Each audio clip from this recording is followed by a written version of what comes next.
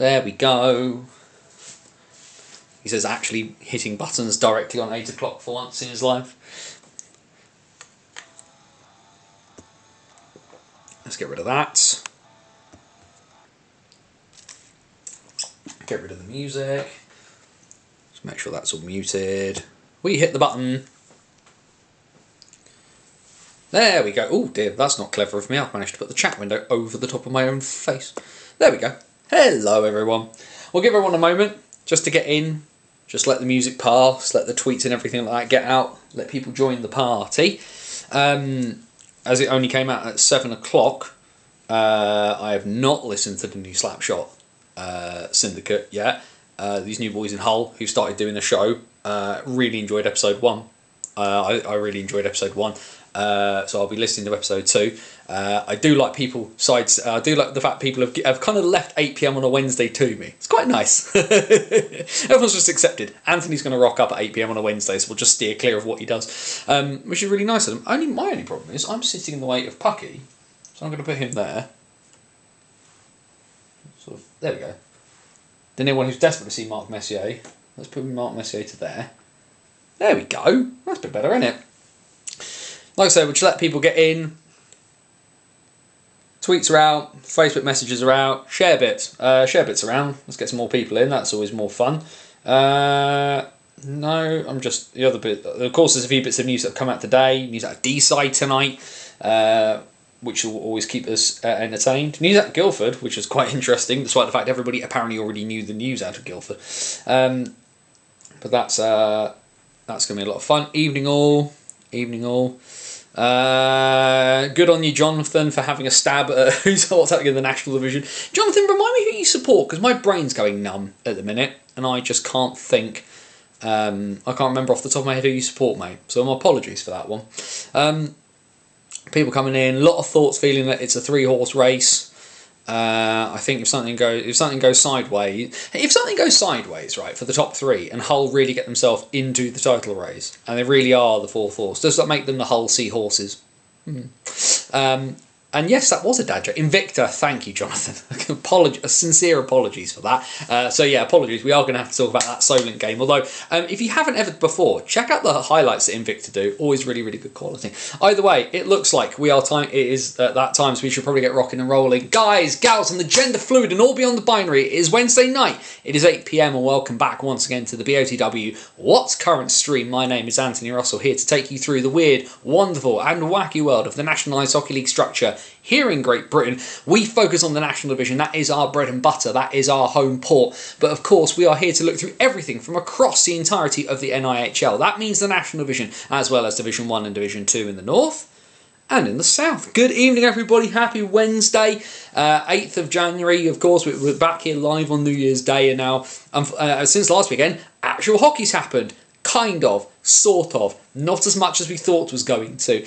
We'll obviously talk about that in a little bit, if we're honest, because some games sort of happened up north, and then some games somehow didn't. So we'll chat about that in a bit. We'll of course chat about in the National Division the how many horses are in a title race. The answer, according to Joe Scutts, is none, because they're all hockey teams, not horses. Thank you for that one, Joe. It was a dad joke worthy of myself. We'll also chat about the fact there have been some absolutely brutal score lines across Division 1 and Division 2. In fact, one of them I actually managed to get to mention on when I was commentating on Sunday night. We'll have a quick touch as well as to my past weekend and what's coming up this weekend, the next couple of weekends for me as well. But either way, we should do the usual bits of housekeeping as we are here. bannersonthewall.wordpress.com. Your number one source for all things written related to the NIHL. Though, of course, it has been, over the last couple of months, November, December and the start of January, has been my little excursion into the Elite League. My little time with covering stuff for the Guildford Flames has now come to an end for the moment. No more bookings at the moment with the Flames for me for the time being. So you've got the most recent Banners on the Road, which is my personal journey through British hockey. Every game I go to, you get the in-depth look, and it means that from Sunday's game between Guildford and Fife, you get the last, for the time being, of in-the-box thinking. So some sort of exclusive kind of behind-the-scenes look at what it means to kind of commentate and some of my thoughts on the game. You can kind of read it along with the highlights and everything like that. A lot of fun doing, really enjoyed it. I feel so bad for Fife. We'll talk about that a little bit more in a minute because, of course, also on the website, bannersonthewall.wordpress.com, you have got Hockey Stories, our long-form, in-depth pieces. Some of them are written, some of them are interviews on YouTube, where we talk to the movers and shakers of British and world hockey. We go into the past, from the 19th century to the present day, behind the Iron Curtain, into war and beyond. We talk about all of the sort of great stuff. There is a couple in pre-production at the moment now that I've kind of cleared commentary off my plate for the most part, although some more commentary gigs coming up in the next couple of weeks for me too, including a week off. I'm having a complete week off of hockey at the end of January just because of some bits and pieces going on, which we'll explain about in a minute. But either way, Sunday, the piece that came out earlier today, the Banners on the Road, was piece number 998 published on Banners on the Wall. That means we are 2 off hitting triple figures, which is pretty crazy to think. But either way, plenty of stuff there over on the website. And of course, Banners on the Wall turns 14 in March, which means it'd be, what, year 9? Yeah, 14 gets you into year 9 in school these days. The other thing, of course, as well, is we are live Wednesday nights, 8 PM for the What's Current stream, where we cover absolutely anything and everything that happens across the entirety of the NIHL. We touch on a bit of Elite League. I'm sure Andrew Day's going to pop up and we'll talk a little bit about the WNIHL as well. We chat about all kinds of things with that focus on the NIHL structure. And all of the good usual YouTube bits is what I'll say here. Head down below, hit subscribe, like the video, share the video. All of the links to our social media are down there in the description, as well as the link to our virtual busking hat at buymeacoffee.com/BOTW. As ever, we're never going behind a paywall. It just costs to exist and to do things to do with BOTW. So if you want to support, in that way, chuck us a couple of quid. If you don't, just share stuff out. It's cool. That's on you. No big dramas from my side. But of course, being live, you get the benefit of the chat. Comments, questions, thoughts, feelings, anything you want to chuck in as we're chatting our way through, as people already answering the warm-up question of how many horses are in the National Division title race. Please feel free to join in. All we ask is you are going to join in the chat, please do follow the golden rule here at BOTW. That is DBAD. Don't be a dick. Be respectful of other people's thoughts and feelings. We will have a jolly good time. Either way, news tonight out of One North, and that is that the Deeside Dragons have signed promising Scottish youngster Logan Murphy. He's joined on a sort of a three-way deal, which will see him able to ice for the Dundee under-19s, for the Dundee Rockets in the SNL, and for the Deeside Dragons in North 1. Just pulling up the press release that we've got here. The Deeside Dragons are proud to announce the signing of highly promising defenseman Logan Murphy on a 2-way agreement with Dundee. The arrangement allows Logan to continue his development under the guidance of both clubs, splitting his time between Dundee's development pathway and the competitive environment of the Deeside Dragons. Exciting opportunity for Logan to gain valuable experience at both levels, strengthening his skills and contributing to our blue line. Good up-and-coming young defensive prospect, which we always like to see. The thing that strikes me is it is a 5-hour drive one way between Deeside and Dundee. So whoever's moving that kid around, that is going to be an absolute kicker for that one. But we've seen Gary Simpson go, another Scot, play in Deeside this season. I know Gary's had a bit of an injury recently, but certainly Deeside seems to be a good place. And actually, Scottish teams are looking more and more at getting some of those highly promising youngsters out of the SNL environment, a bit further south, getting a few more eyes on them, getting them into some different competitive hockey environments, giving them the opportunity. Think of all those youngsters up in Solway who've been playing down in Widnes. People like Bailey Thompson, Ray, they've had the opportunity to go and play in North 1. Maybe not for a top end side in North 1, because Widnes, of course, as we know, have struggled. Is it about 40 horses that are allowed to run in the Grand National? Thank you, Andrew. Well done. Well done. I forget how many it is. I think it is like 40 in the Grand National. But you think it's a three horse race as well. So a fantastic bit of news there for Deeside. Great for them, great for Logan as well to get the opportunity to hone his skills. You do wonder whether he wouldn't have minded having a crack at maybe at Whitley or somebody a little bit closer to him. I don't think Billingham would take him on at this stage, given how Billingham have their own development stuff with the Buccaneers. But yeah, great for him. Really excited to see. Deeside is obviously becoming a really interesting team to watch this year, where they've brought through some youngsters and have let Jake Witkowski just go bat mental across the entirety of North 1. So that's been a lot of fun there. We'll talk about the warm-up question, of course, generated by that comment where Matty Davies, responding of course to Jamie, who's in the chat right now, saying it's not a 3-horse race, it's a 4-horse race in the national division. Now, the key question, of course, and we'll have a bigger look at the actually what we might be able to do. If I click some buttons very, very quickly, we'll skip past it and we'll go backwards through the things here. So if we pull up the league table, we'll just pull up the league table. So the big issue that Hull have got here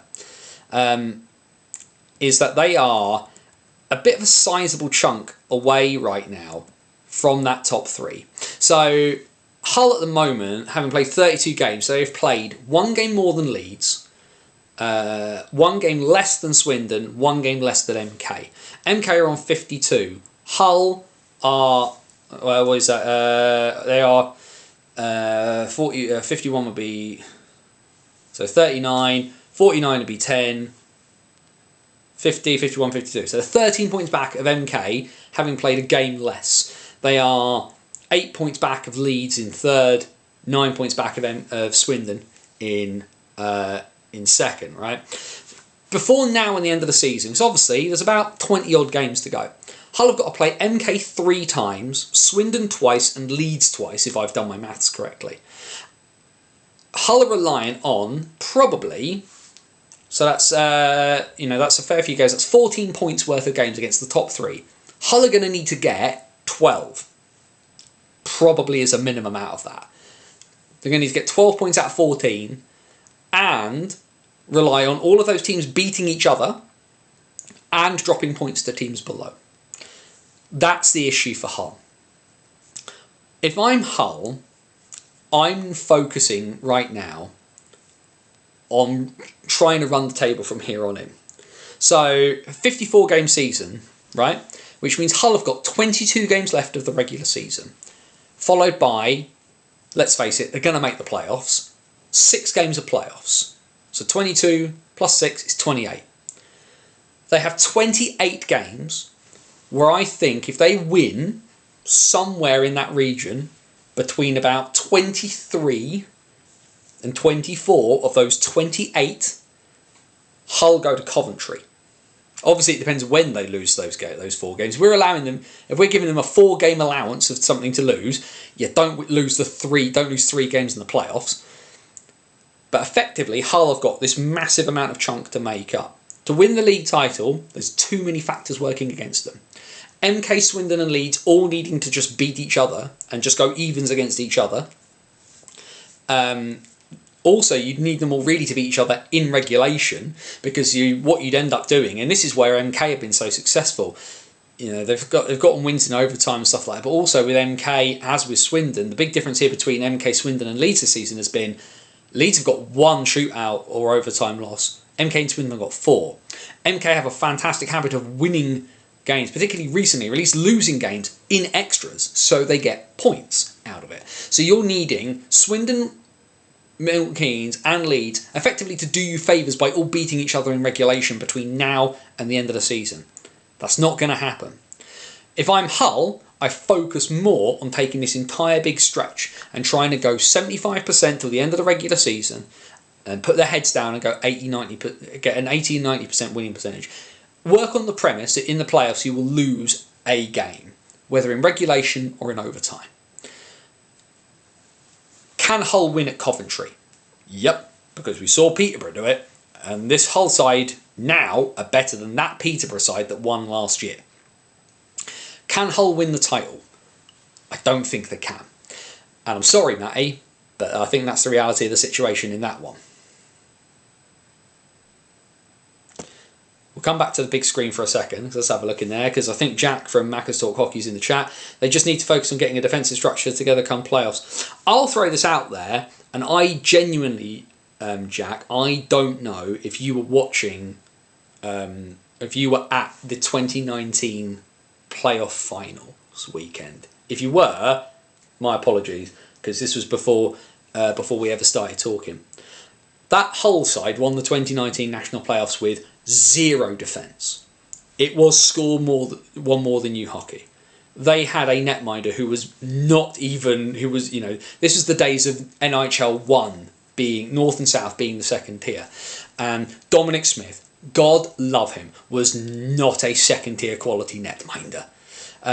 Hull won that league and won the North and won the playoffs because they went, it was Vindaloo hockey. We're going to score one more than you. And they did. And the reason they ended up beating that Peterborough side that year was because the one thing to do with Peterborough, and the one thing I always say is an issue with Peterborough, particularly stylistically with how Slava likes to play hockey, they like to be in control of whether they are going forwards or coming backwards. If you make Peterborough have to come out of their shell, that's where the gaps appear.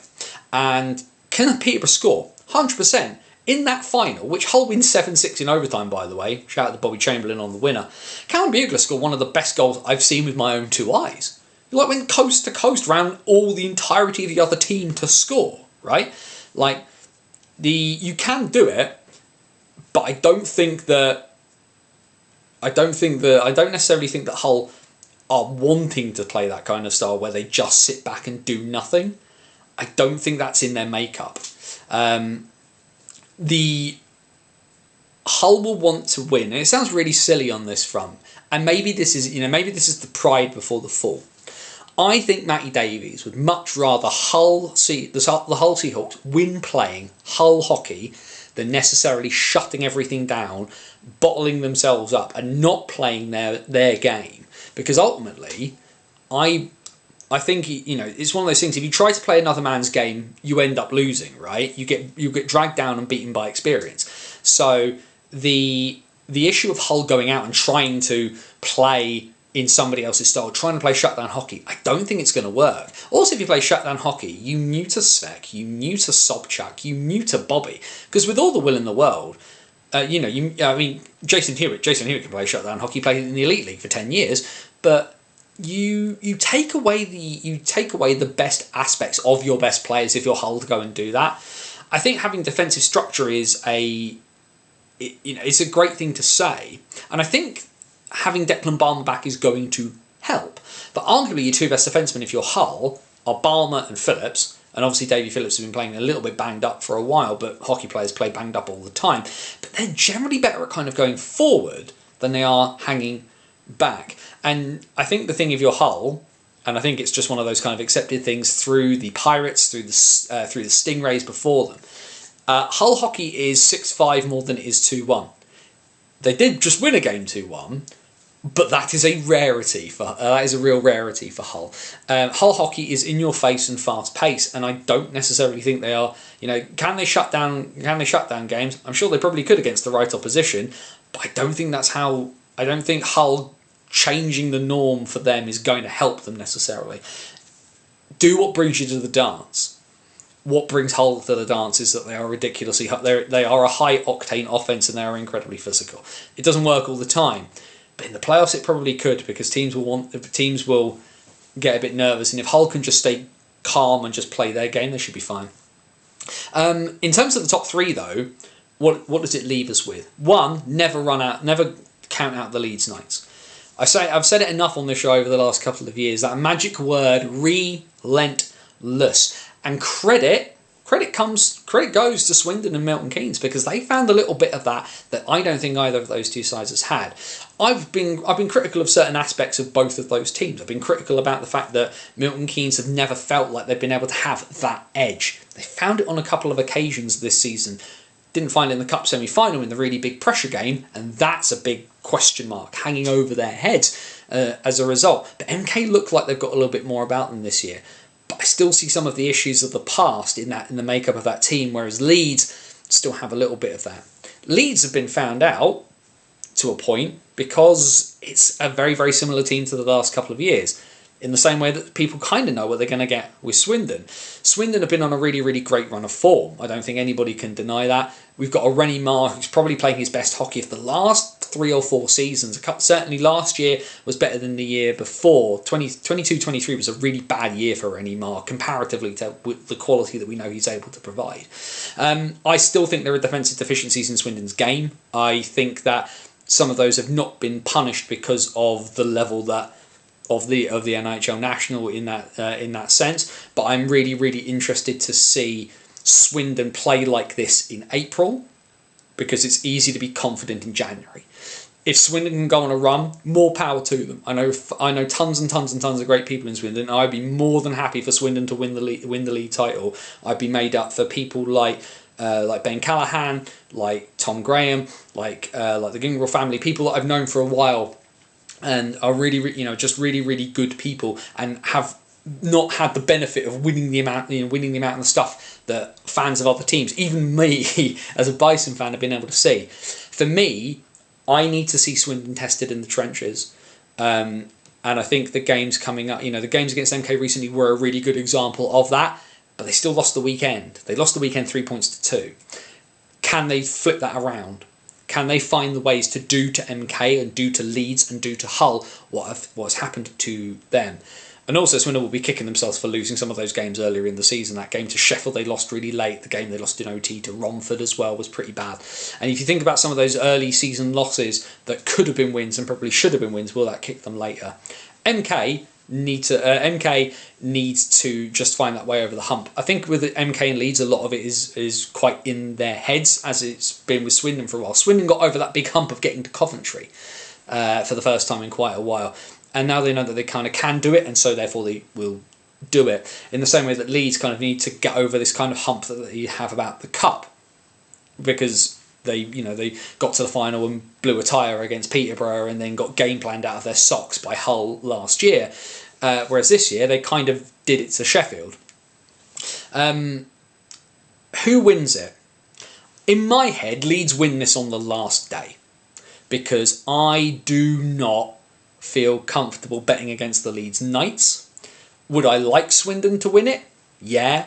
Would I like MK to win it? I'd kind of like MK to win it, just because, and whilst I think certain sections of the MK fan base would be insufferable if they did, I would actually be really interested to see how MK go about doing it. Because when push has come to shove over the last couple of years, MK have crumbled under pressure. And I kind of want to see that circle completed of them coming around and being able to complete that. So I think that'd be really good.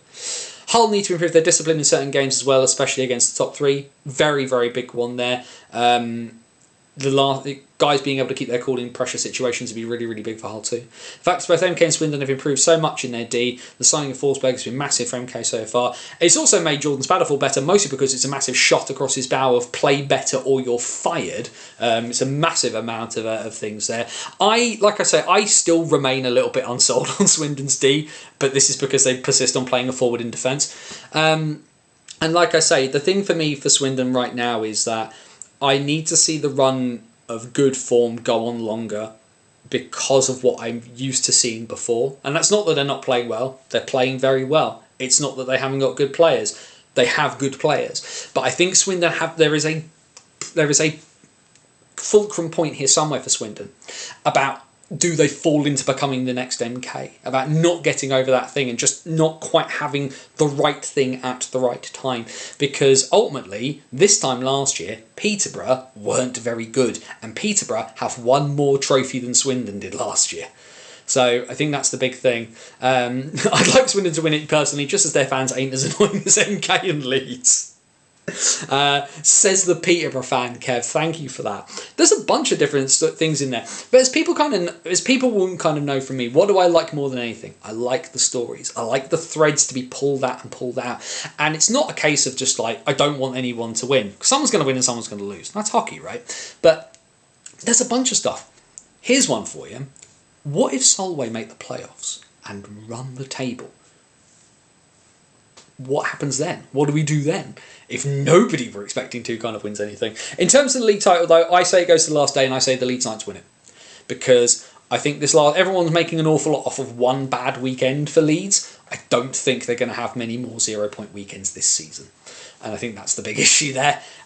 So we will see what happens with that one. Either way, what we'll do, let's hit the buttons. And let's have a quick look at the results from last weekend. He says, quickly skimming his way back to the beginning of his stuff. There we go. Whee! Let's have a look at the results from last weekend in the NIHL National Division. I have managed to click the wrong button. That's really unhelpful of me. Let's do that because I've managed to shut down my bigger readable graphics, which is really helpful. I've got kind of a split screen setup when I do this bit, so you can see me up in the top corner of the screen. Where am I? I'm sort of up here. For you guys, and then you've got the big thing there, but what I get is I've got a separate thing here that normally kind of comes up and gives me the bigger graphics so I can kind of see what's going on, which is actually really, really helpful. Last Friday night, then the 3rd of January, obviously we talked about what happened on the first last weekend, because last time around, because the game managed to finish before we started the show, which was brilliant. Either way, it was the MK Lightning staring down the barrel of another tough game at the Sapphire, but then with 15 seconds to go, Jordan Cowney finds a way to get the Lightning into overtime, and then a Sean Norris overtime winner off of the feed from Ross Venus gives MK the extra point in this one. A big, big character win, and like I said, that kind of turning of things for MK. Sean Miller, Andrew Schufelt with 2, and TJ Anderson with the goals for the Raiders. Martin Sussers with 2, Venus, and as we mentioned, Cowney and Norris with the goals for MK and getting them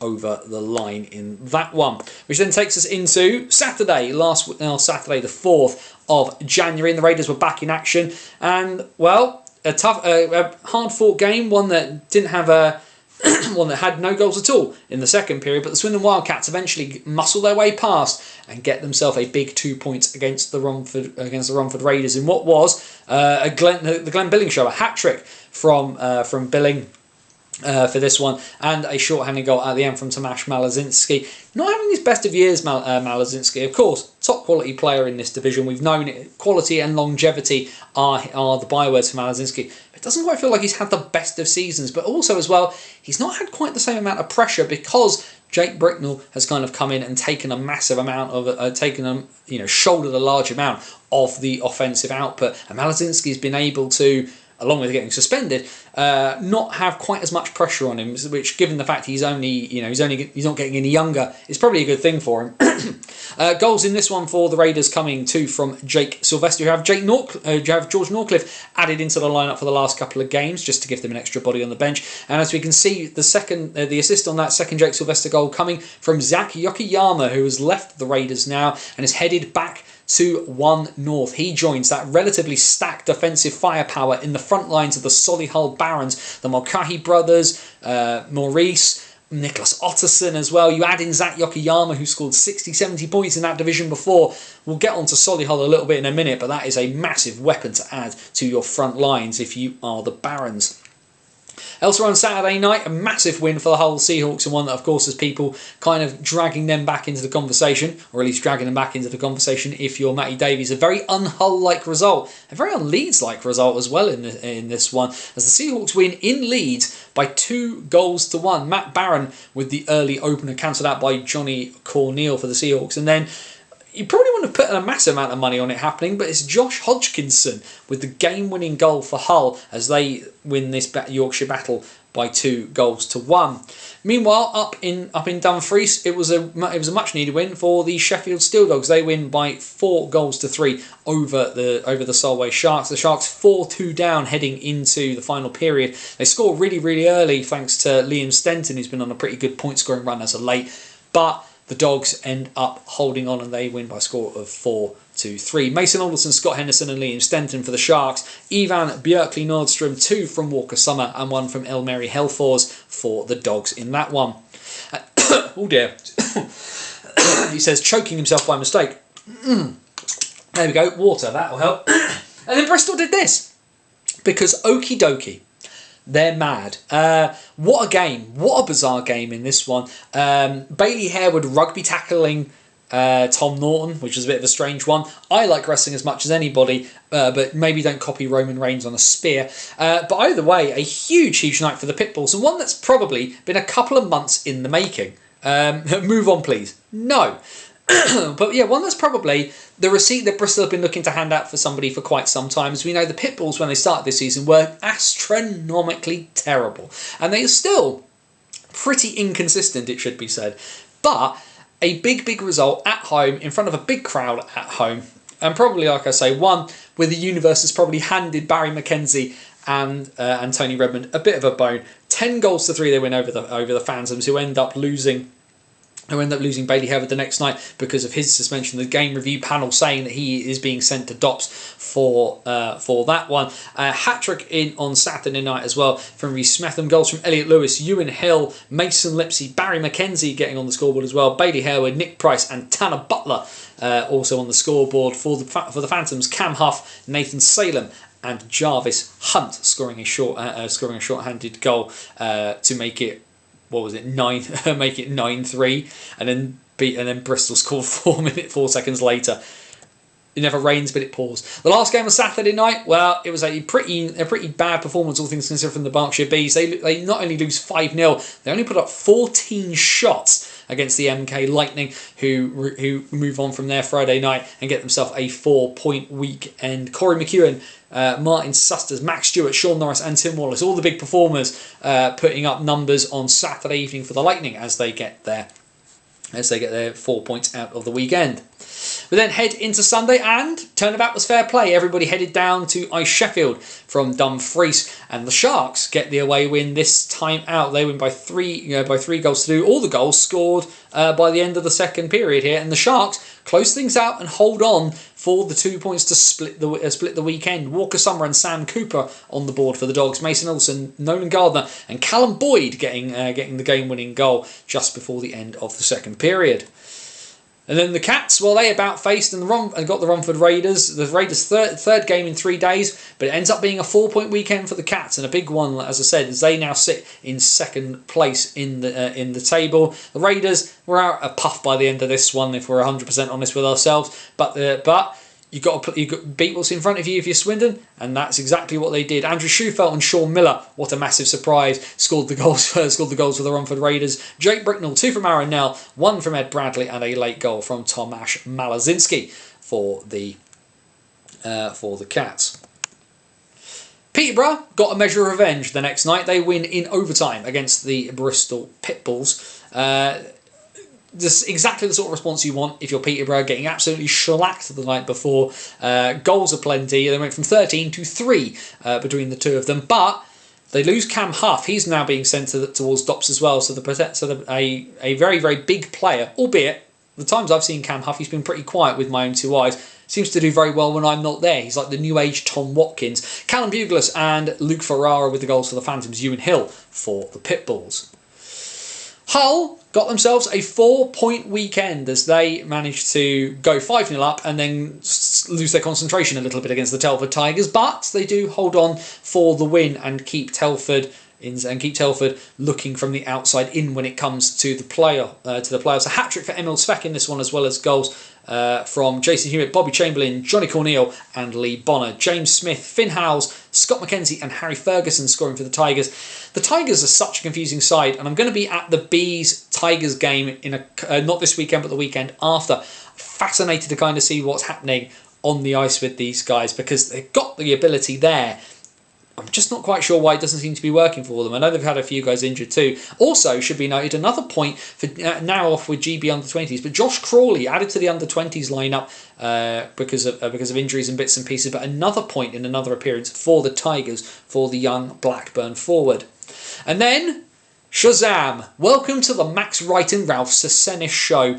The Knights 2-0 up in this game by the end of the first period, and they lose in Slough again to the Bees. Maybe it's one of those things about you just need the right opposition, and the Knights find their bogeymen. A 0-point weekend for Ryan Aldridge's side for the first time in quite some time. Kieran Brown and Matt Barron with the goals for the Knights. Turned around 2 goals in the space of a minute from Ralph Sesenis on his first game back after not playing for over 6 months due to suspension for saying some very naughty things. Marcel Balash, and then an empty net goal, military precision from one end to the other from Adam Rossbottom, means that the Bees get their second win over the Knights out of the 3 games they will play against them at home this year. And also just a massive confidence boost given the loss of Vanya Antonov to the Swindon Wildcats. We'll chat about that in a minute.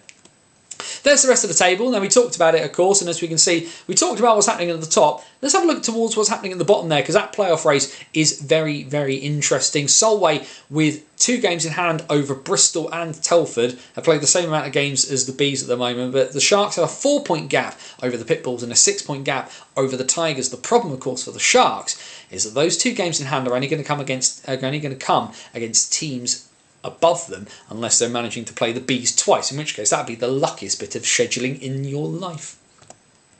And then, well, we move on to the fixtures for this upcoming weekend. The graphics, of course, designed by the fantastic Max Van Mullen, who I will be going to see this weekend. I will be in Oxford for the Oxford City Stars and the Romford Buccaneers, because with Max being on my doorstep, I wanted to go and show some support for him and his family. But thank you as ever, Max, for doing the graphics for this. I hope you enjoyed your trip to Holland to see your grandparents. This coming Saturday in the National, the Pitbulls, off of the back of a really promising 3-point weekend.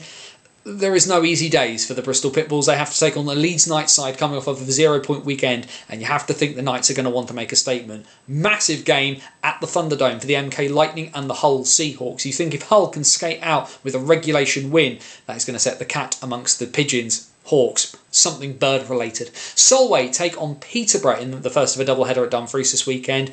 Dogs and Cats fighting, sort of, in Swindon for the Swindon take on Sheffield, and Telford take on Romford. On Sunday then, it's the MK Lightning are the visitors at the Slough Ice Arena. They will take on the Berkshire Bees. Hull welcomes Swindon. Leeds will about face and take on Bristol at the Castle. Romford take on Sheffield, and it's the second game of that doubleheader at Dumfries, as the Sharks and the Phantoms will again go to battle.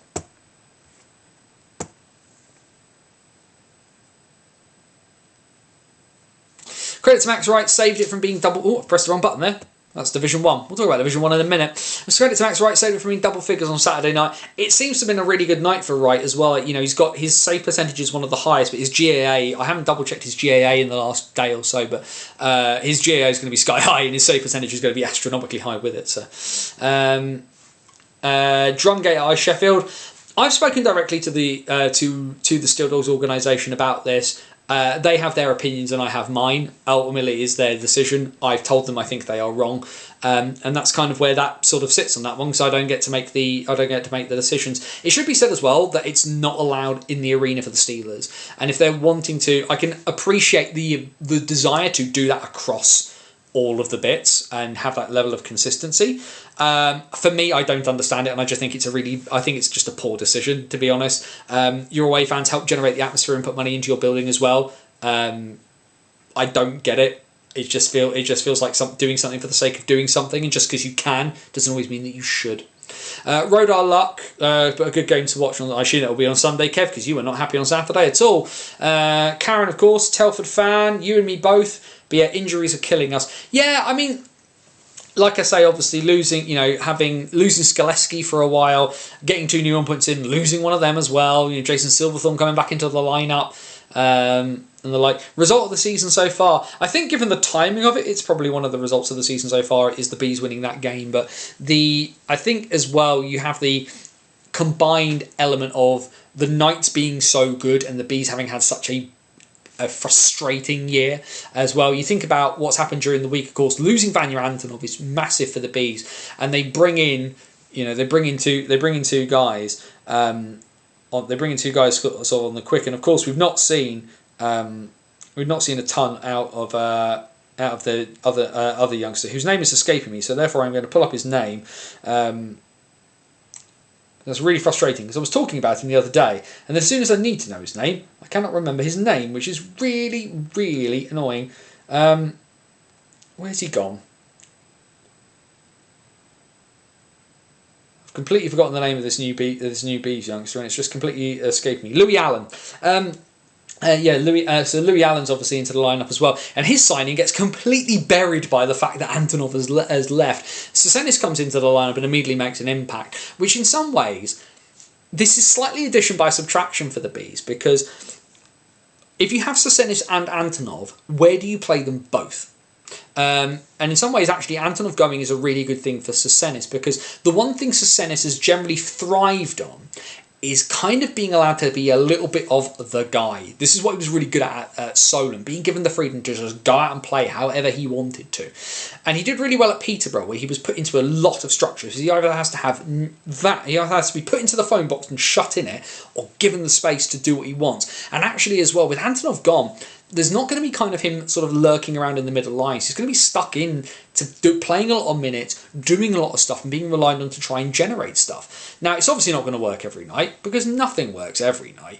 But the thing here is that with Antonov gone, it allows that bit of freedom for Sasenis to go out and kind of play much more of his game without potentially having too many people doing too much of the same thing. The Bees have struggled with injuries. They've had a very, very small roster. You know, guys coming in and out on their two-ways and things like that. And I get why they did it. But if you're the Bees and your thing is to now point yourselves to try and say, right, we're going to try and run the table and get ourselves into the playoffs by any means necessary. Like, I get why Antonov has gone. I know a lot of people have obviously spoken about it, and like given the opportunity to go and join a side that's now making a league title charge, if you're Antonov, you kind of go. And it's one of those kind of open secrets. Aaron Eller's wanted Vanya Antonov to play for Swindon for a really, really long time, and now he's got that. So obviously, like, you know, we will see Antonov this weekend with Swindon. Hopefully, it works out for all parties, because the last thing you want is to bring in a guy and that kind of accidentally upset the chemistry. You know, accidentally subtracting by addition. You definitely don't want that. But I think Antonov going has kind of potentially could work out quite well. If not for the team, could work out quite personally for Sasenis if he goes on a massive scoring run and is given that opportunity. You know, and if I was full of straw, I'd be a scarecrow on that front. But yeah, Max Wright looks to have gotten himself into form. If I'm the Bees, I'm choosing where to play Dean Skins, because I do not think you want Wright playing every minute of every game. I think you need to kind of preserve Wright for the winnable games, and try and push on from there. Where does Vanya play in the Swindon forward lines? For me, you drop Chris Jones onto the third line and you play him with Bricknell and Billing in the immediacy for me. The option, of course, is to drop Balint Bakodzi onto the third line, kind of make it a bit more of a and kind of make a third combination, or at least make a third or fourth combination of people like Bakodzi, or maybe you do like Bakodzi, Blas and, you know, Lipsy, for example, and just have them as a go out and smash everything in sight line, which I don't think would really happen. That's not very Swindon-esque to do, but I think it's an option they have, because then you could put Antonov with Malazinski and Nell. For me, like I say, second line, Billing in the middle, Vanya on one wing, and Bricknell clearing away through the others. Because Bricknell is either going to score, because we know he can score and he's a power forward, a much more classic power forward. He'll drive the net. So he's either going to score by smashing his way through everybody, or he's going to clear such a space he can put the puck onto the stick of Antonov, who can snipe from all angles. And Billing will just sit there in the middle and just pick up assists left, right and centre by distributing the puck, because Billing is a very, very underrated passer. I mean, he's got a fair few points this season as well, but I think for me, one of the things people don't really give him enough credit for is just how good he's at moving the puck around. So I think for me, that's where Antonov goes. I think you leave Bakodzi with Nell and Malazinski just to kind of not upset the apple cart there, and put Antonov onto the second line. I think you don't sign Vanya Antonov to play third line minutes per se. So I kind of get that's where my thinking is on that one at the moment for him. Either way, he says, quickly just checking that nobody else has dropped any other news. He says, because I do appear to. No, my wife has sent me a message. My wife is allowed to send me messages. We will leave. We'll let her go on. We'll let her be on that one. The other news actually coming out today before we get into the rest of Division 1 and Division 2 is this news out of Cardiff regarding the Continental Cup. Of course, Cardiff hosting the final of the Continental Cup. But the news having come out today that Arlan of Kazakhstan have withdrawn from the tournament for this for next weekend. meaning that it is now going to be a 3-team Continental Cup final. It's not the first time this has happened. In 2022, after the invasion of Ukraine, the Belarusian team that were due to compete were thrown out of the tournament because of the ban to Russia and Belarus from the IIHF. But yes, all out, which means it's now a 3-team tournament between the Cardiff Devils as the host, BLUESKY, who I cannot remember where they are from, but I believe they're from France off the top of my head, and of course a lot of Swindon fans will be very familiar with them, GKS Katowice from Poland. So that is now going to be a 3-game tournament there. Game 1 on Thursday the 16th. Between Katowice and the Cardiff Devils. Saturday at 6 p.m. between Brilieu de Loup and Katowice, and then Sunday 6 p.m. Cardiff versus Brilieu. And we will have a Continental Cup champion off the back of that. I know some people potentially will have been wanting to go to that one. Definitely, if you are going, go check the Cardiff Devils website. They've got a pretty full explanation as to what they're doing in terms of either refunding tickets, changing things around, and so on and so forth. On that one too. The other news is if you're in Hull and you like taking photographs, contact the Seahawks because they're looking for a photographer. That is a volunteer position, by the way. So do if you don't want if you're wanting payment, you ain't gonna get it on that front. Questions, comments, thoughts, feelings. How else are we feeling on the national at the moment? Because I think there's, like I say, there's a bunch of different little story threads to come out here. As you guys are tapping stuff in the chat very quickly. Last weekend, of course, for me was Guildford versus Fife. Really professional performance by the Flames. Full write-up, of course, is over on the website, balanceonthewall.wordpress.com. But it would have been really easy for Guildford to be really complacent and end up tripping over themselves in this one. Fife are, there is a lot of effort and there's a lot of very proud guys from Grenoble. There we go. Thank you, Tom. But yeah, Fife are clearly a bunch of guys who are very, very, very proud, and they want to be professional and they want to turn up. But the quality just isn't there. It was poor decision making in moments from Fife. I don't believe in luck, but even I wondered who smashed a mirror in that Fife dressing room with just the sheer amount of stuff that happened to them on that front. But it was lots of poor decisions as well. It was guys being slow on the puck in their own zone. The Ryan Tate goal for 3-1 is Jordan Stallard just being slow and just not thinking, gets his pocket picked by Austin Glover, and Tate's just not missing from there. Yanis Voris, who actually I think probably would not be a terrible import netminder in the national, but he makes an absolute howler on one of the goals, just gets his angles all wrong and gets beaten from massive distance at the back of the zone. For a guy, gets beaten between pad and post, where keepers should not be getting beaten. But he also, like I said, got zero defensive help the rest of the night, and and there's just anything he tried, made some very good saves and just got zero help.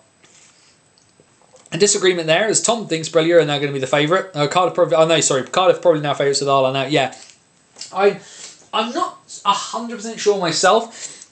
I would be. I think the French. I'd say Cardiff are probably the favourites, but probably not by much. I'm really interested how Katowice do in this one. If anything, just because I'd be really, really interested, given the fact, of course, the Telford imports came across from Poland. I'd be really interested now to see how, given the impact that they've made on Telford, where some of those elite league teams would match up against some of those Polish extra liga teams. I think, or extra klasa teams. Sorry.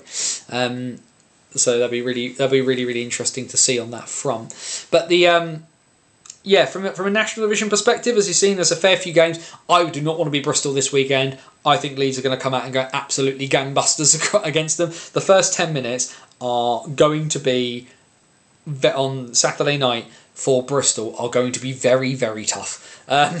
Because unless Leeds get stuck in a traffic jam and turn up 5 minutes before face-off, they are about to get hit with an absolute brick wall. That is going to be really, really hard. And Bristol played really, really well recently, but you're also staring down the barrel of the fact you're not going to have Bailey Harewood playing for you, because, let's face it, it's Wednesday night tonight. We should probably hear before too long from Dops on Thursday or Friday. I think Harewood's getting at least a game. He's possibly getting two. For deciding to rugby, Bailey Harewood is Welsh, right? Sam Warburton got sent off in the World Cup semi-final for what Bailey Harewood did to Tom Norton. So let's be honest here. Harewood's going to be out on Saturday night, and so we need to like I say, it's going to be a tough one for Bristol. If Bristol do it, more power to them. And boy, would that set alarm bells ringing across the National Division. But like I say, I think Bristol are in for a really tough time come Saturday evening. Right, we will click some buttons then, because we have looked across the National, and let us now look at Division 1. And boy, oh boy, bottom versus top. And it didn't go well for Sheffield. Didn't go well for the Shims on Saturday evening. The first couple of overs of a 2020 game put on them by the Billingham Stars. The champs are the champs for a reason. James Moss given a penalty for holding the face cage. Fair play, James Moss, on that one. But we'll just quickly pull down so you can just see the stats from this game. A 7.9 for Roland's Gritans, a 6.9 for Chris Sykes. Michael Elder doesn't even score. Ian Brown gets 4 goals. Let's just quickly scoot back up a second, because this will tell us. Ian Brown now has, let's do the maths here, 21 and 3 for Billingham. He's only played 24 games. Ian Brown has 44 goals. That is mental numbers on that one, even to the point where Mark Turnbull got arrested and Jack Wakefield got the better part, got over half the game and only faced 6 shots. Scarlett Richardson pulled after conceding 7 on 26. Nick Winters taking the rest of the game there. But a comprehensive win from the champs. And another comprehensive win for the Jets. They win at home against Whitley at the world's most versatile arena. The Warriors were a goal up in this one after quarter of an hour, thanks to Callum Queenan. But it all comes back the other way for them. Cohen Taylor, 2 from Scott Morris, a goal from Ethan Daintiff, 1 from Kieran Beach, and 1 from Adam Jessico at the end, and a 6-1 victory for the Jets in this one. Pretty even in the shots as well. Whitley conceded 6 goals and 33 shots, which is less than ideal from a net minding perspective. But both Ryan Wardell and Josh Crane getting some time. Wardell conceding 6 goals and 28 shots before Crane takes over in the third period. As you can see there, 2 on 3. 2 goals and 3 shots in the final period for him. Zach Brown gets the full 60 for the Jets. Blackburn on Saturday evening had a pretty fun time of it as well. A 10-2 win for the Hawks over the D-side Dragons. Up in Lancashire as well. If we have a quick squiz as well, Witkowski does play. He gets a goal, as does Cade King for the Dragons. But ultimately, the Dragons thoroughly put to the sword by the Hawks. A 4.9 and a hat trick from Jacob Lutwich. 2 goals from Petter Valusiak, the former D-side Dragon, of course now back with the Hawks. Goals as well from Andy McKinney, Adam Barnes, Darragh Spafford, James Royds, and Liam Charnock.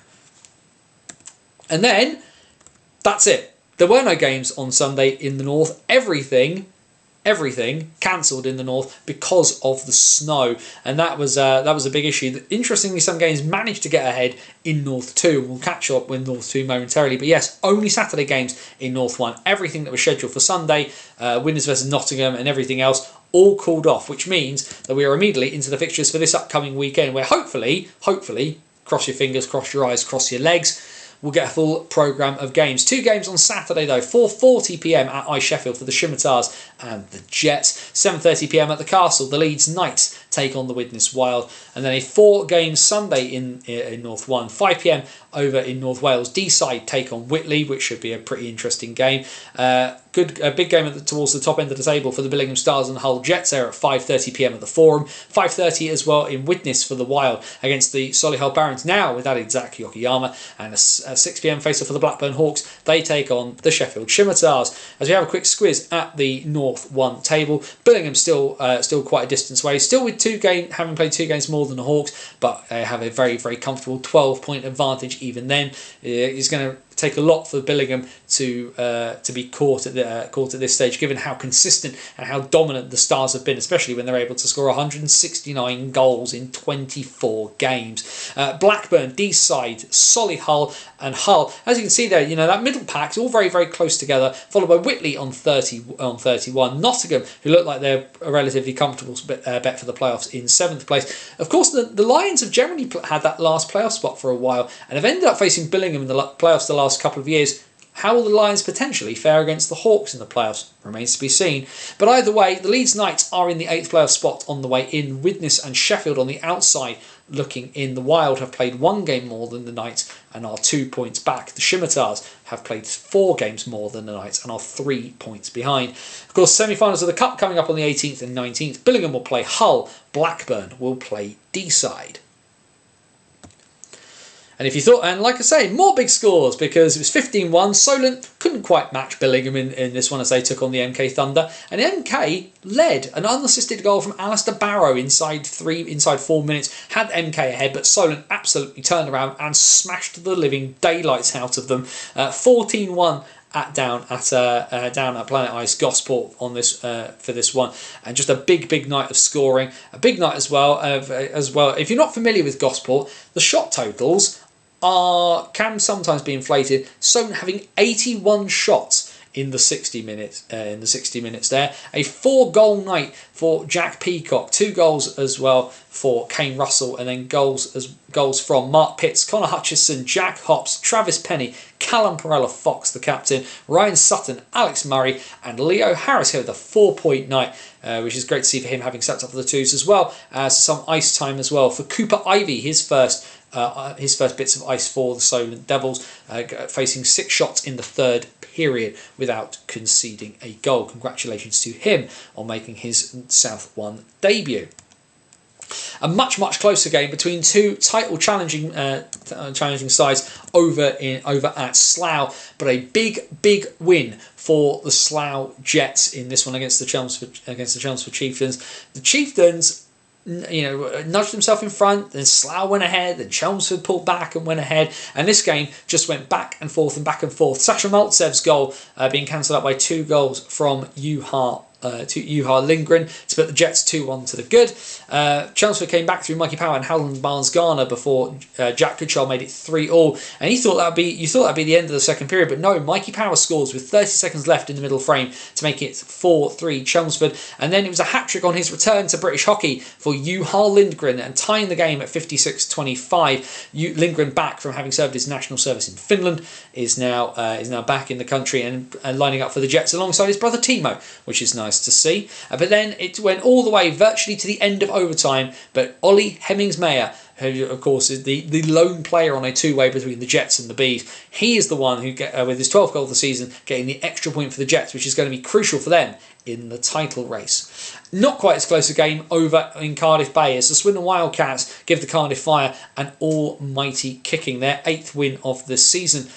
For the Cats holding this one, you know something's amiss when Ollie Stone scores. Having known Ollie for a long time, the fact to see him score is always a little bit of a strange one. Can't lie on that front. But yeah, so goal from Ollie Stone, 2 goals from Charlie Turner, 2 from Jay Warren, 1 from Oscar Sagan, and 1 from Hayden Lee in this one for the Wildcats. A 27-shot shutout for Ben Clark Leach. Gemma Davis makes 32 saves on 40.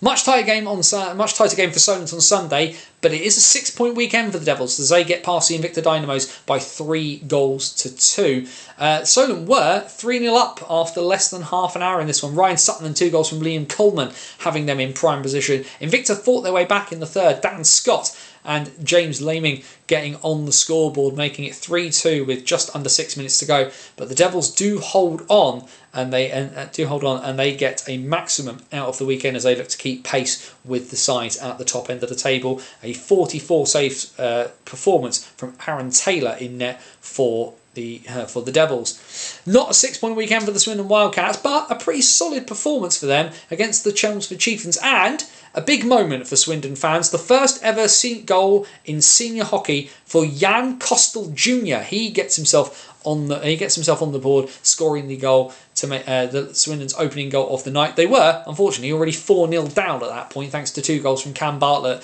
and goals from Howland Barnes-Garner and Mikey Power. But Swindon pull their way back into this and make it 4-3. Kostel Jr., Ben Nethersell and Luca Kirk-Brown making it 4-3. Chelmsford, though, just had that little bit extra and pulled away. 5-3 from Alan Lack. The second of the night from Kirk-Brown made it 5-4 with just under 11 minutes to go.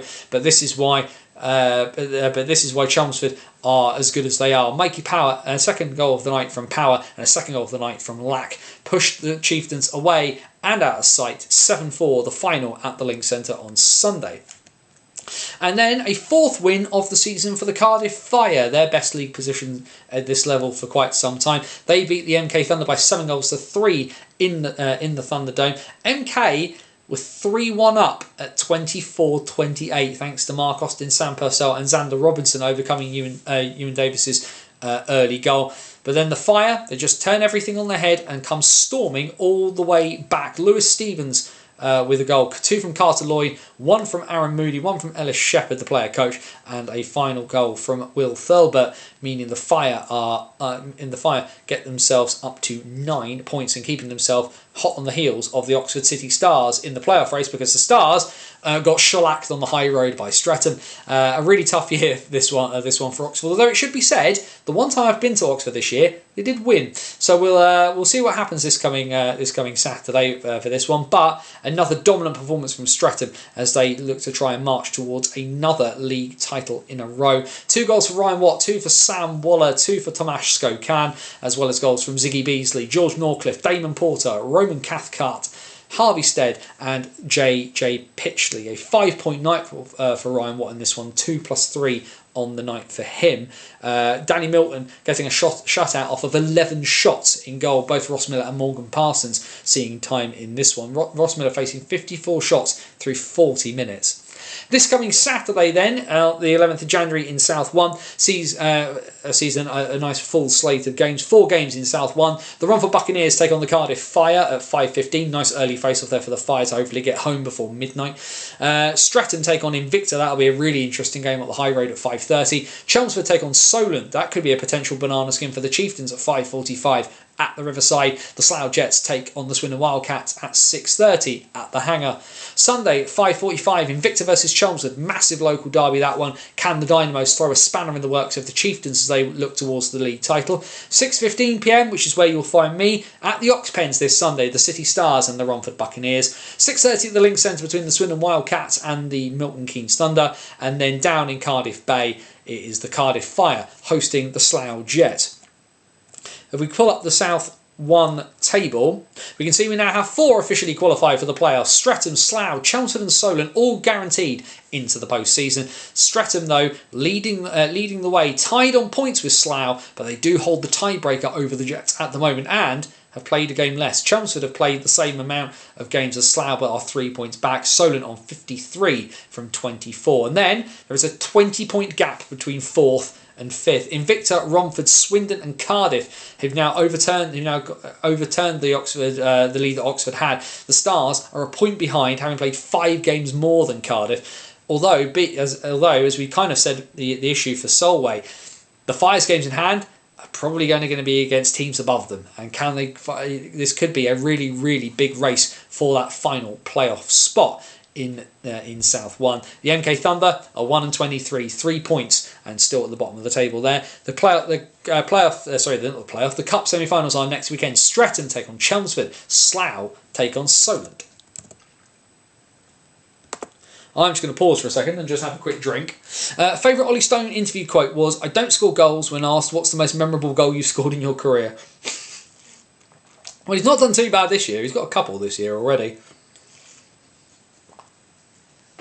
As we head towards North 2, regular viewers of this show will know a few things. One, that we do have a bit of a soft spot for the Nottingham Lions, but the number 2, the Nottingham Lions too do not win very often, nor do they score an awful lot. Well, surprise, surprise, the early face-off up in Hull gave us goals, and more goals. A 15-goal thriller at the world's most versatile arena, and the Nottingham Lions too come back and score to tie the game up inside the last minute before an overtime winning goal from Alex Rushby gets the Nottingham Lions an 8-7 victory in Hull over the Sharks. This game went backwards and forward. Nottingham were 5-2 up at one point before Hull came back into it, and it just went all over the place this game. Goals, and more goals in this one. Goals for the Kingston Sharks come from Mackenzie Barker, Ellis Martin, Tom Humphreys, all with 2, and 1 from Gavin Tidy. Goals for the Lions, Rushby completing that hat-trick in overtime for him, 2 for Charlie Davenport, and goals for Harvey Smith, Adam Clark and Michael Berachowski. only one netminder for the Sharks in this one. Evan Byron Bates letting in 8 goals off of 45, 7 off of 48 for Joe Nolan in net for the Lions too.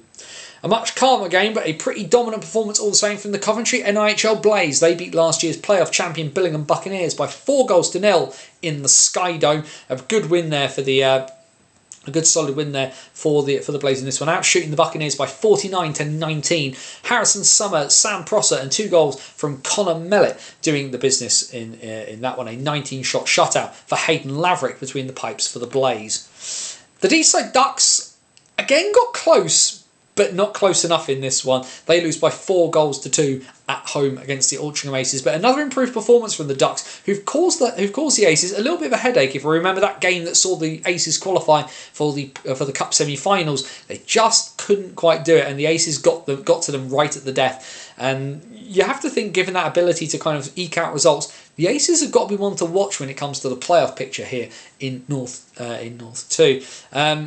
Just checking on this one. Oh, dear. Press the button there and it's all gone fuzzy. Jake Frost, David Kovacs, Ollie Gotts and Max Sullivan for the Aces. Goals from the Ducks coming from Cody Ogden and Daniels Fadiyevs. We're going for Fadiyevs on that one. That's as close as I'm going to get on that one. The Telford Tigers, of course, they lost that massive game recently to the Sutton Sting and are now trying to stay hot on their heels. But a good game for them on Sunday. A tight game, no goals until well past the half hour mark on this one. But they do beat the Coventry Blaze by 3-1. Blaze go a goal up through Ollie Harris before Liam Bartholomew and Dan Retta get them 2-1 up by the end of the second period, and then Carroll Jets from Philip Supper. It's like days of old, and the Tigers push themselves forward to get a 3-point weekend on that one, and then 6-point weekend for the Nottingham Lions too. Not only squeaking out that, a 5-point weekend for them, not 6. I can count, but 5 points is still pretty impressive, all things considered, given some of the weekends that they've had. And they win by 9-1 against the Sheffield Titans. Not a close game, this one at all. But a good win for Nottingham, and getting 2 wins off of the weekend will be huge for them as they put 51 shots on Sheffield. 2 goals from Luke Birchnell, a hat-trick from Tyler Somerton, and then goals from Harry McGarvey, Theo Thomas, Regan Kidd and Charlie Davenport. The lone goal for the Titans coming from Lewis Swaffield in this particular one.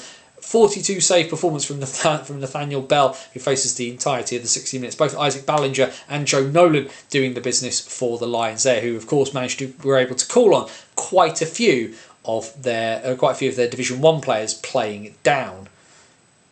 Oh, wrong button. There we go. Yeah, they had the 2 ways, totally different, not seeing when that happens. Yeah, very, very true, Karen, as we've just seen. Next weekend then in North 2, Coventry take on Bradford at 6:30 on Saturday in the Sky Dome. Sutton look to keep up their winning record. The only undefeated side across the entirety of the NIHL are Sutton. They look to do that again against the Sheffield Titans side that just lost 9-1 to Nottingham.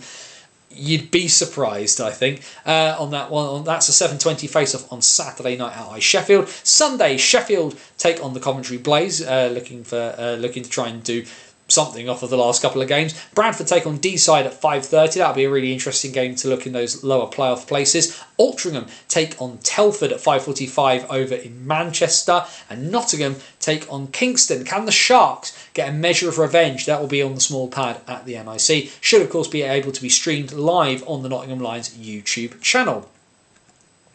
The table then, and we have 3 confirmed qualifiers for the playoffs now in North 2. Billingham joined Sutton and Telford as having qualified, but as we can see there, Sutton 19-0, going for 20 this weekend as they with their game on Saturday. Telford, of course, will want to remain hot on their heels still. 9 points behind, having played 2 games less, knowing that they have to face the Sting again this upcoming season. Altrincham are in 4th, followed by Coventry, Kingston, Bradford and Sheffield, who are on the inside looking out. The Titans, despite their big defeat, they are 2 points ahead of the Nottingham Lions with 3 games in hand. Fortune looks like it might favour the Titans on that one. The Deeside Ducks then are at the bottom. They have 5 points from their 16 games. Their 2 wins. Their 1 regulation, 1 overtime win of the season so far. And then we have the biggest result of the weekend. Everyone talking about Bristol. Everybody talking about, people in the National talking about Bristol. Guildford put 17 on Solent on Saturday afternoon. Yeah. Oh boy, a tough one for the Junior Devils in this one. But having recently lost to Peterborough and losing their unbeaten record, probably something of a perfect tonic for the Phoenix, who, having looked at their back end of the season schedule, yes, Peterborough have the points on the board, but the Phoenix do look like they've been gifted something in terms of the schedule. They only have one team inside the top 4 to play between now and the end of the season when it comes to Guildford. We'll scroll down so you can have a look at the ridiculousness of it. A 7-point night for Scott Bailey, 5 goals and 2 assists for him. Hat-trick for the captain, Nick Minhinnick. 2 goals from Jacob Rondo Smith, and then goals for Jed Sherrington, brother of Josh Sherrington. Josh said to me, if Jed's scoring, you know it's bad. Josh didn't score. He got 3 assists in this game. Jack Woodstock, Logan Hill, Paul Petts, who had a 5-point night himself, Jared Vigar and Sol Studley with the other goals for the Phoenix in this one. The 9-shot shutout split between Jack Garner and Tyler Campbell. James Hurl faces 57 shots and concedes 11 goals. Taylor Merrill gets to play the large chunk of the third period and lets up 6 on 33. Elsewhere on Saturday, Peterborough, of course, keeping putting points on the board. If the Guildford Phoenix are going to catch them, they're going to have to work hard for it. But a pretty goal-rich game down over in Peterborough, one that was tied up at 3-3 before Peterborough decided, and then at 4-4 before Peterborough pushed themselves out of sight. But an 8-5 win for Phantoms 2 in this one, as Nathan Pollard is now up to 25 goals in 14, 15, 16 games, which is pretty impressive, and they outshoot the Mustangs by 60 to 32. Just checking on that one. Connor Pollard with the hat-trick goals as well for Taylor Romeo, Jack Sansby, James White, Nathan Pollard and Dan Martin. Goals for the Mustangs, 2 from Aaron Ferris and goals from Tom Dennis, Sam Oliver and Edward Gibson. 5 goals on 32 shots for Vinny Graziano. 8 goals on 60 for Kieran Wyatt in net for the Mustangs. A busy night for him. Bristol Pitbulls too have had a pretty torrid year, all things considered. They were the last team in the NIHL to get a victory in the 24-25 season, and they lose the derby. They lose something of a local derby away. The Oxford Rising Stars come from a goal down inside 122 seconds to beat the Pitbulls by 3-1. Mike Whitlock, Joe Edwards, and Ed Crotty with the goals for the Rising Stars in this one. Kayla Poole with an impressive 34 save performance. Alex Cole also doing pretty impressively, a 48 save performance from him in there for the Pitbulls. Not many games this upcoming weekend in South 2, but a big one at Alexandra Palace this coming Saturday. The Haringey Huskies and the Guildford Phoenix. Potential huge title contention issues at stake here at Ali Pali. The Huskies will be looking for revenge. They always seem to come close, but never close enough when it comes to the Phoenix. Can the London side do the business over their Southern Surrey rivals? That's at 5:30 at Ali Pali, 6:15 at the Ox Pens for the Rising Stars and the Chelmsford Warriors, and 7 p.m. down in Gillingham for the Invicta Mustangs and Solent Junior Devils. One game on Sunday, that's in the Eddie Joseph Memorial Cup. The Lee Valley Lions take on the Invicta Mustangs. That's at 5:30 p.m. in North London. We then have a quick look at the league table. As we can see, 3 teams officially qualify for the playoffs now. The Phantoms 2, Huskies and the Phoenix are all guaranteed. Invicta, should results go their way, would qualify this upcoming weekend. But the Mustangs are followed by the Rising Stars, the Cardiff Canucks, the Solent Junior Devils, despite shipping 17 goals, still in a playoff spot. And then that last playoff spot at the moment, looking pretty tight. 5 points each for the Chelmsford Warriors and the Bristol Pitbulls too, but the Warriors have 3 games in hand. The Lee Valley Lions still bottom with 1 win from 12. The Guildford Phoenix will take on the Haringey Huskies in one semi-final of the Knockout Cup on the 18th and 19th. Peterborough will take on Invicta. Given their recent goal fest, that should be pretty interesting. We'll just have a quick squiz and have a look at the Eddie Joseph Memorial Cup standings as well, which you can see just down here at the bottom of your screen. Peterborough leading the way in the group table stages with 11 points from their 4 games played, followed by Invicta, Lee Valley, Haringey and Chelmsford. 33 shots in 60. Yeah, I mean that's crazy. But Guildford the Guildford Phoenix when they're on are a terrifying sight. Now, I have initially put myself down to go and see the Guildford Phoenix away in Gosport against the Junior Devils, because I've not seen, I've only watched Guildford Phoenix play at home. I've never seen them play away, so I wanted to take that opportunity. It could be terrifying. Evening, Dylan. Thank you for joining. Thank you for joining us. We've already talked about the successful evening for the Nottingham Lions 2 at the weekend. So you've kind of missed the Nottingham Lions chat, unfortunately, given the postponement of their game against Widnes. But obviously, those North 1 games that didn't happen will get make updates at some point, I am sure. Either way, every game across the entirety of the NIHL has been covered, which means what do we do here on the What's Current stream? We open the door. Questions, comments, thoughts, feelings about anything from the NIHL. Let's have it. We can chat about the Elite League. Anything is now on the table. The NHL, the AHL, the OHL, the EIEIO, whatever you want to talk about. Let's talk about it. We will talk about very briefly about the GB Under-20s, which is not been a great start so far. 2 games, 2 defeats for GB, and they haven't looked very good doing it either. Sort of outplayed a little bit by a Croatia side that I personally don't think have the skill edge on them, and then they get absolutely shellacked by Lithuania. I think tactically it's not gone very well for them. I think they've not gotten that right either. I know a lot of people, I know the Maccas, I don't know whether Jack's still in the chat or listening or not. I know those guys talked about the ability to kind of not play together as much as some of the other teams do. I personally don't. I think personally, given the quality of player that's in that roster, I think it has to look towards a couple of things, which is one, on the players themselves for not playing to their full potential, but also I think tactically it's just not worked out for them on this one. They were trying to pass around Croatia, and it was easy to put sticks in lanes and kind of stop the play on that one. Lithuania just outplayed them, I think, on that front. It's GB for some reason tries to go into international hockey playing British League hockey, and that's not how you win at international level. There is a style to play, and I mean, like GB taking Jacob Whiteside taking a penalty in the first minute of the first game is the most British GB international hockey thing ever. We've got to realise that there is a style that you play at international hockey that doesn't fall foul of the officiating, is physical without crossing the line, and ultimately is pretty direct. And I think GB are guilty of not being very direct, of trying to be skillful without direction. They kind of need to just go to the net a bit more. Just go straight, go north south, and I think that will work out for it. All that talent, yeah, nothing. EIHL players not getting game time in league, coaching. Do we need an under-20s league?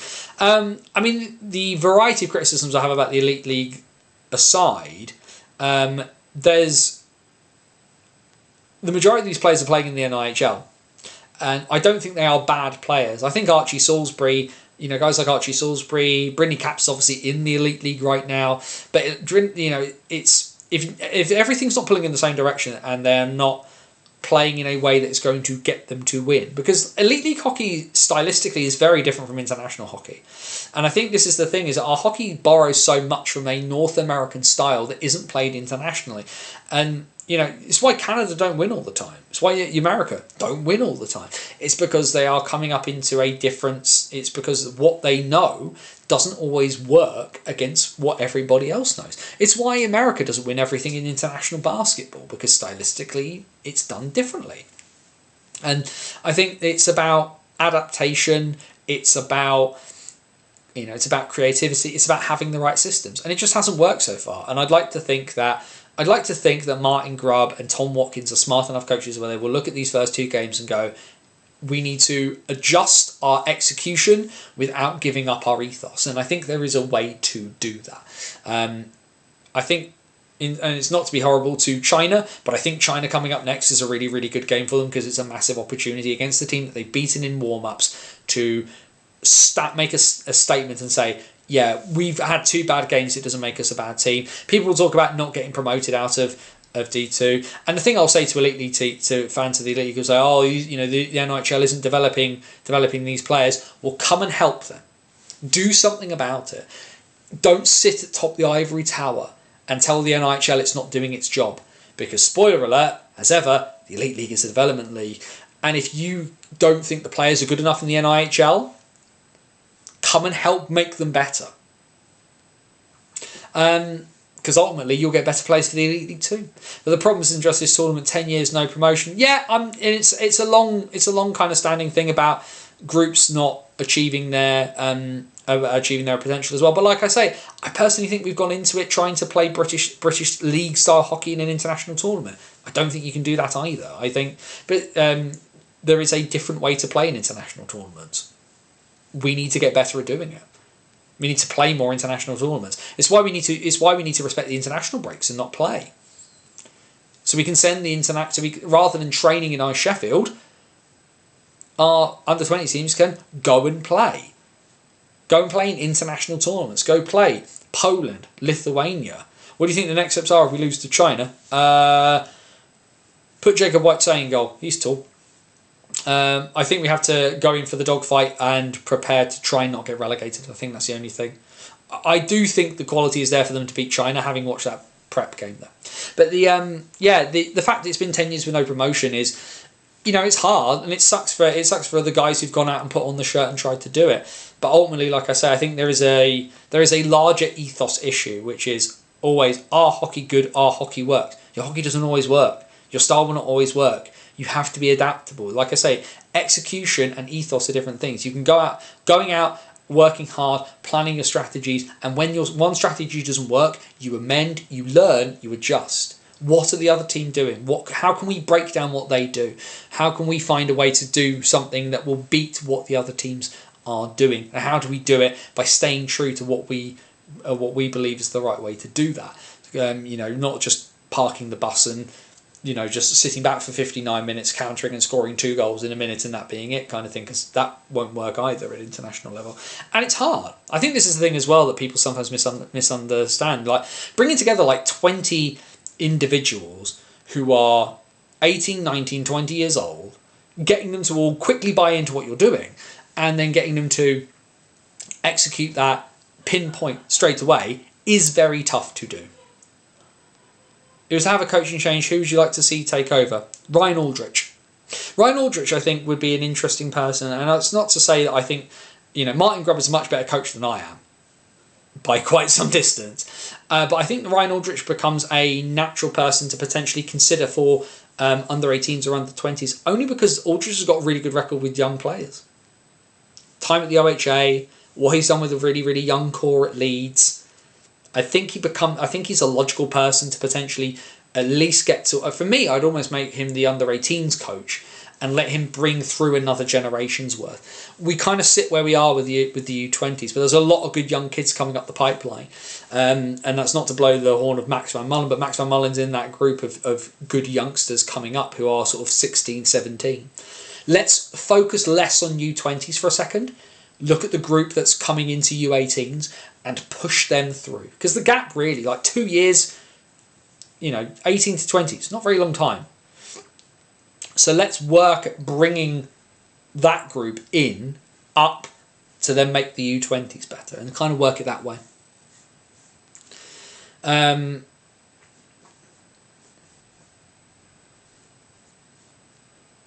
I think judging by what you're saying in terms of style, maybe a slight bit of bias too, but with what Seth has done in Leeds may work. Potentially, yeah, I think so. Ryan Aldrich is absolutely the right answer if he wants it. I'd have my doubts he'd take a GB coaching job, but he'd be the perfect coach for it. And I think that's probably the bigger issue as well, Tom, is that would Ryan want to do it on top of trying to be head coach of Leeds? And let's face it, if Leeds don't win the league title this year, it's not it's a disappointment. But I don't think we get to argue that Ryan Aldrich is a bad coach because Leeds eventually got caught by everybody else who'd had year after year after year to try and learn how to beat them and didn't for the better part of 2.5 years. It would not be a problem on that front, I think. The bigger issue for Leeds would be if Ryan Aldrich leaves for GB and Aaron Nell goes to coach Leeds. There's your problem. Let's throw that cat amongst the pigeons.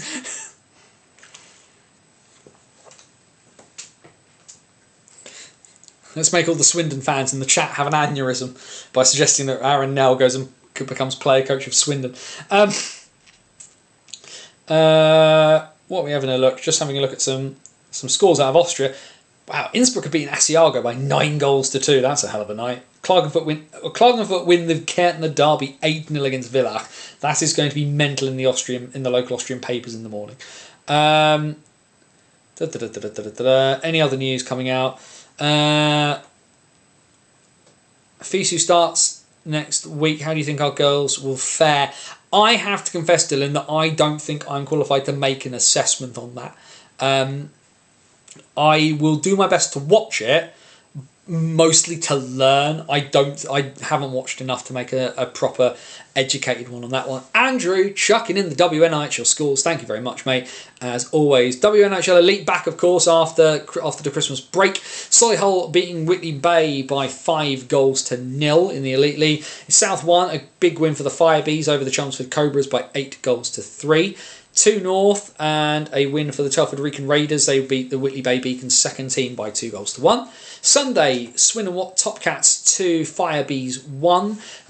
Chelmsford do get a bit of a recovery though. They win by 7-1 against the MK Falcons, and a big win in the derby down in Cardiff Bay, an 8-0 victory for the Bristol Huskies over the Cardiff Comets. This coming weekend in the Elite League, Queen Bees take on the Solihull Vixens. Huge game, massive title connotations on that one, for that one in the Elite League. And the Kingston Diamonds take on the Streatham Storm. Sunday, the 12th, onto the high road for the Streatham Storm and the Queen Bees.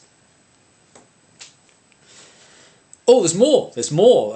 North 1 on Saturday, Solway Shark Ladies against the Sheffield Shadows. Sunday, Kingston Diamonds Division 1 side take on the Caledonian Steel Queens. FISU men struggled badly last time. Best player on that roster was Zach Yokoyama. Loads of double-digit losses. ACHA, U Sports and NCAA Division 3, the best leagues that feature. Yeah, and I think that'll be an issue as well.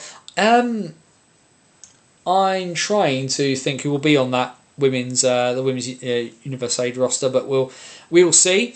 Sunday, more fixtures for the ladies as well. South 1 on Sunday, MK Falcons versus the Cardiff Comets. Chelmsford Cobras versus Bristol Husky. Yeah, there was WNHL 2 games played and scheduled, but kept that out to stop making this too long. We're not taking a men's team. We have lots of decent males in uni that are in the NIHL. More coming up. Perhaps in 2027 we could do something. Yeah, maybe so. Maybe so. And also the last few times as well, I mean, people will know that Vanya Antonov, Stuart Mogg, lots of guys in the NIHL now who have played Universiade in the past. Matt Bradbury, the Nottingham Lions, has coached that very regularly over the last few years. Of course, got Nottingham into trouble a few years back. By cancelling a Lions game to go play at that instead. So, yeah, we will see what happens on that one.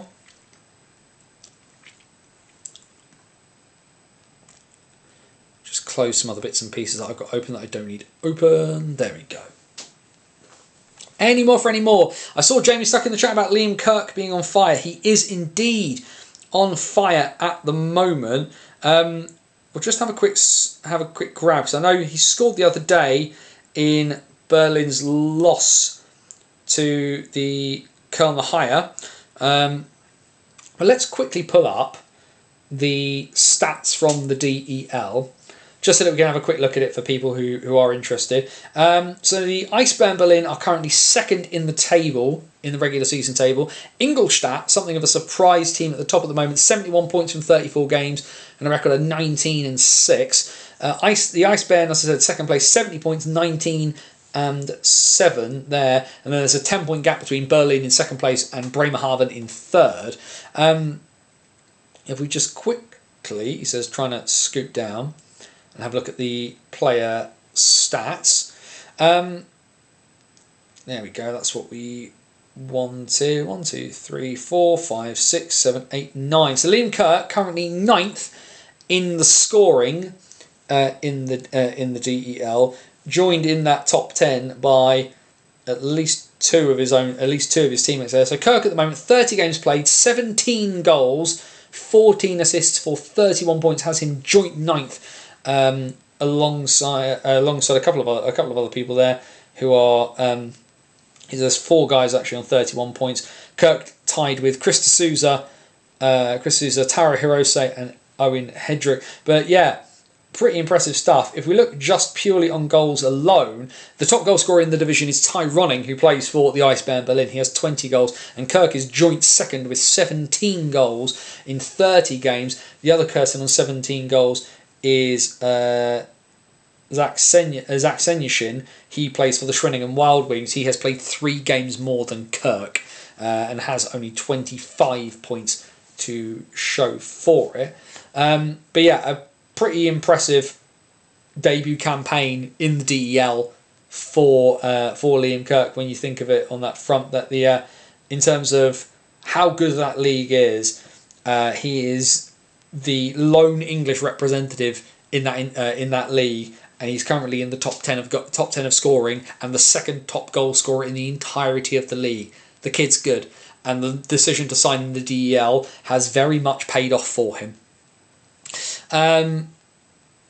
It's a good experience for our girls. Probably better going Worlds when you consider the opposition IHF formats. We may get battered, but long term it's still useful, and it's international experience. Like, playing ice hockey offers some opportunities to do some really cool stuff. Grab them all, I think. See tonight if Ovi can make more inroads into Gretzky's record versus Vancouver. Hope he does, given that Vancouver appears to be having the sort of issue between JT Miller and Elias Pettersson at the moment. That's a room that's in trouble. So hopefully the Caps can kind of take advantage of that, press on, keep the pressure on, set Ovi up for a couple more goals. Let's start knocking that number down, because it's January now, and I want our boy getting over the line by the end of this season. So let's see how that goes. Hopefully nothing happens to him. We're at 9:30 already, so I will say last call very quickly, so we're not here for too much longer, because we've got lives to lead. If you're here's one thing I'll say. So I know obviously a lot of people like to watch this after the fact. Obviously we're live, it's great, but if you're one of those people who watches on the catch up, stick a comment down underneath the YouTube video saying catching up, and I'm just interested to see how many people do that. That'd be interesting. So yeah, just put catching up in the comments down below if you watch this after the fact. Or talk too fast, talk too quick, throat sore.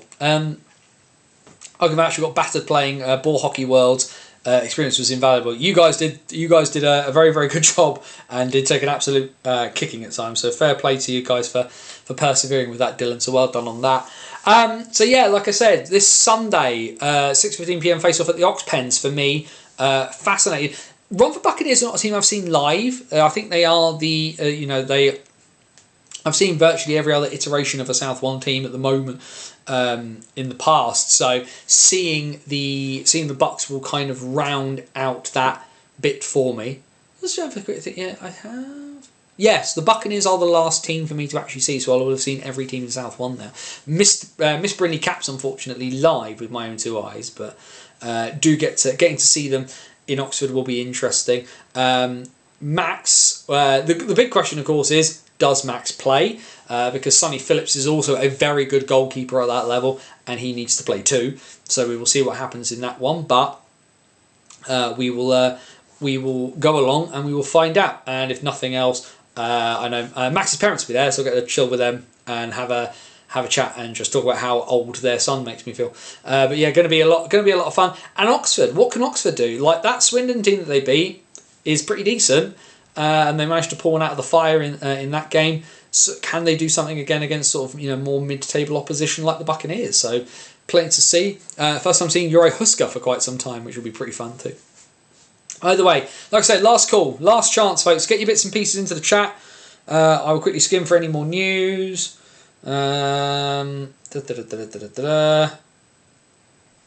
Nothing else. Maxi stopped playing with his planes and play some video games with me. That's his problem. Why? You need to have that argument with Max. I'm not having that argument with him.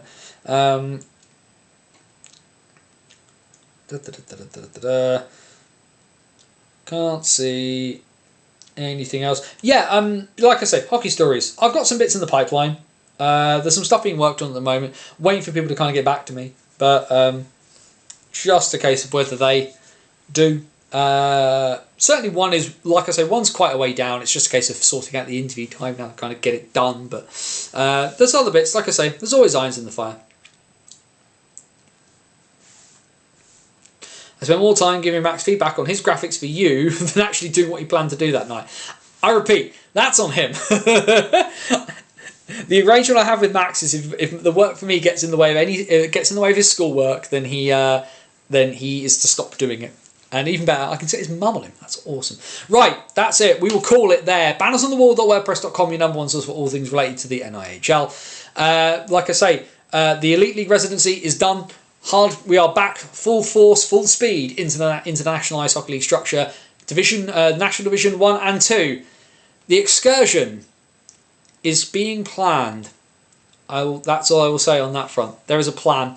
But yes, like I say, follow me on the Banners on the Road series, my long, winding road through British hockey. Every game I've been to gets written up in some way, shape or form. Also as well, our hockey story series, like I said, some in production. They are long form pieces where we talk to the movers, the shakers and all sorts of British and world hockey from the 19th century to the present day, behind the Iron Curtain, into war and beyond. Also on the website, the old BOTW podcast back catalogue is there, as well as our free to download tabletop game, Dice Hockey, which you can play with a bunch of stuff around your house. You can download it for free. All I ask is that if you do download it, you chuck a few quid towards Parkinson's UK. My dad has Parkinson's and Parkinson's dementia. He's like 60. Yeah, he is. He's like 60 something years old. You know, it's not great. He's turning 60. He's turning. How old is he going to be this year? 66 this year, and he's already unfortunately lost most of his short-term memory. So if we can get some money towards Parkinson's, that'd be pretty awesome. But like I said, all of that stuff and more over at bannersonthewall.wordpress.com. Facebook.com/bannersonthewall. If you like all your bits and pieces through your Facebook feed, go like the page there. Twitter @bannersotw. Like I say, the best place to keep up with me and my kind of rolling commentary on British and world hockey. Blue Sky is bannersonthewall.bluesky.social. But the really useful thing is that you can go, like I say, is linktr.ee/bannersonthewall. It's on and you can get all the links in one place. It's great. As well as our virtual busking hat over at buymeacoffee.com/BOTW. Never going behind the paywall. That's just not how things work here. But if you like what you get, if you value the content and you want to contribute for the upkeep of some bits and pieces, chuck a couple of quid in the hat. It's massively appreciated. If you can't afford it, it's not a problem at all. But do share stuff out. Like algorithms, keep that algorithm hamster fat, happy and fed, as I like to tell people. And let's get more eyes on the NIHL, because there's lots of fun stuff. And it's nice to have your writing read, I think, as well. The other thing you can check out, of course, is the State of Hockey Address 2024, where I sort of chuck my thoughts and feelings on the calendar year 2024. Hope you enjoyed that too. But yes, the other thing, of course, is we are live on YouTube. I know some of you will be on the catch-up, but we are here every Wednesday night, 8 PM, throughout the British hockey season, covering every game across the entirety of all 5 divisions of the National Ice Hockey League structure. It is the first, best and only live show that does all of that. It is the BOTW, What's Current Stream. There we go, done for another week. How many horses? How many horses is too many horses? Are they seahorses? I suppose we'll find out. It's going to be a pretty big weekend, especially with MK playing Hull. But lots to be said, lots to be done.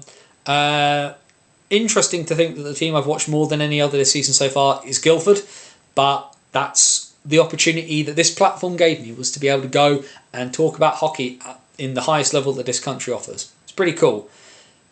But as I've said before, all hockey is good hockey. Let's go watch some other hockey. Be happy.